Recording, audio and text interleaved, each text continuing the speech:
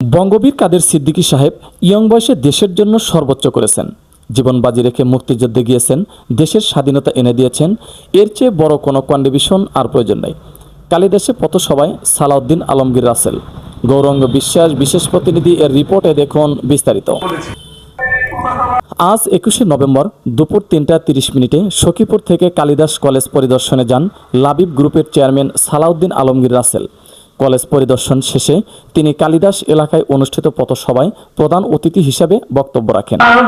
পথসভায় বক্তৃতাকালে তিনি বঙ্গবীর কাদের সিদ্দিকী সম্পর্কে বলেন, বঙ্গবীর কাদের সিদ্দিকী সাহেব ইয়ং বয়সে দেশের জন্য সর্বোচ্চ করেছেন, জীবন বাজি রেখে মুক্তিযুদ্ধে গিয়েছেন, দেশের স্বাধীনতা এনে দিয়েছেন। এর চেয়ে বড় কোনো কন্ট্রিবিউশন আর প্রয়োজন নেই। এ সময় তিনি কালিদাস এলাকার বিভিন্ন মসজিদ ও অসুস্থ মানুষের চিকিৎসার জন্য মোট 3 লক্ষ টাকা অনুদান প্রদান করেন। পরে তিনি চতলবাইদ এলাকায় আরও একটি পথসভায় যোগ দেন।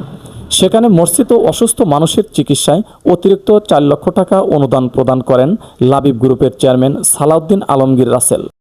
এই জন্য আমি আমার সাথে যারা কাজ করে আমি সকলকে বলেছি যে তোমাদের সাথে কোনো রকম পা দিবা না, কোনো ঝগড়া বিবাদ ফ্যাসাদে যাবা না। একটা পোস্টার লাগাইছো, ছিঁড়া ফেলছে, আর 2টা নিয়ে লাগাই আসো। কেন ছিল জিজ্ঞেস করো না, দরকার নেই, তাই না? কোনো ঝগড়া বিবাদে আমি এখানে ঝগড়া করতে। SMP news 24 news desk.